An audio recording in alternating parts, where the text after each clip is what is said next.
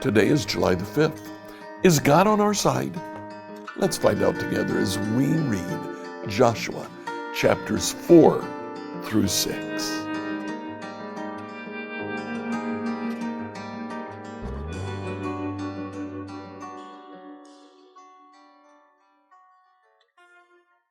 Today, as we read through the Bible in a year, I'd like you to read Joshua chapters 4 through 6. Very interesting stories that we have here. The army of Israel has crossed over the Jordan River while the Ark of the Covenant is still in the center of the river.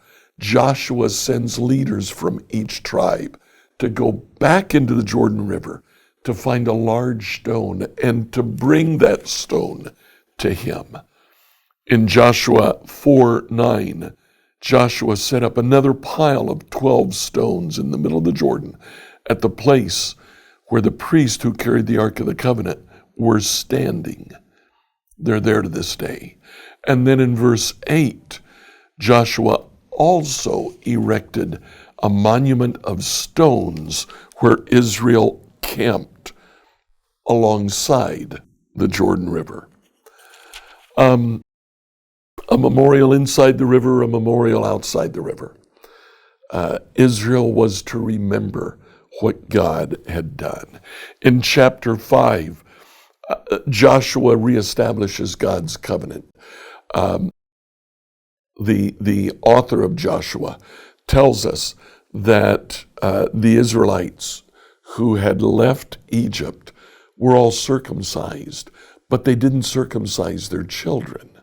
So as a result, none of the fighting army of Israel was circumcised. Joshua chapter 5 tells the story of the circumcision of the entire army. It says that they waited then to be healed before they actually fought. But the important thing is they renew their vow with the Lord. Immediately after that, chapter 5, verse 13. When Joshua was near the town of Jericho, he looked up and he saw a man standing in front of him with sword in hand. His sword was drawn. Joshua went up to him and he demanded, "Are you friend or foe?" Get the answer. "Neither," he replied. "I'm the commander of the Lord's army." And Joshua fell to his face on the ground in reverence. "I am at your command." Chapter 6 tells us of the fall of Jericho. Now, in 5:1, we see some of what was happening.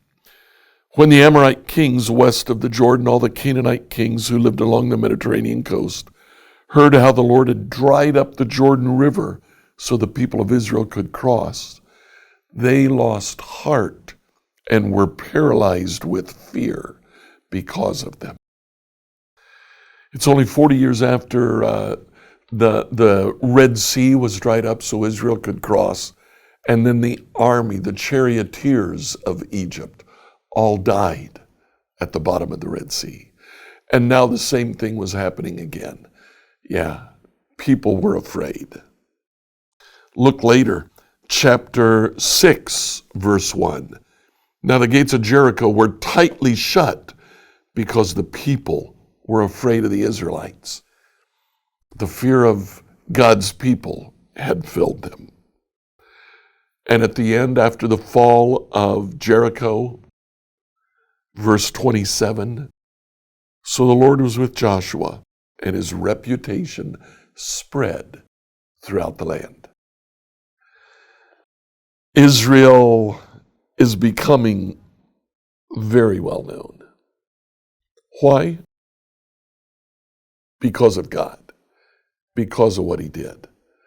But the thing that stands out to me from these 3 chapters is the fact that when Joshua goes to the commander of the Lord's army and says, "Are you friend or foe?" his answer is neither. We started with a question, is God on our side? And the answer is no, he's not. He's neither friend nor foe. Rather, he is our commander. Joshua recognized this and fell at his feet and worshiped him and said immediately, I'm at your command.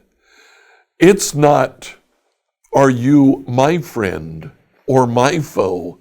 The real question I need to be asking is, am I your friend? And Joshua said, indeed I am. I am simply a member of your army. And God delivered Jericho into Joshua's hands. Is God on our side? No, he's not. It's the wrong question to ask. Are you on God's side?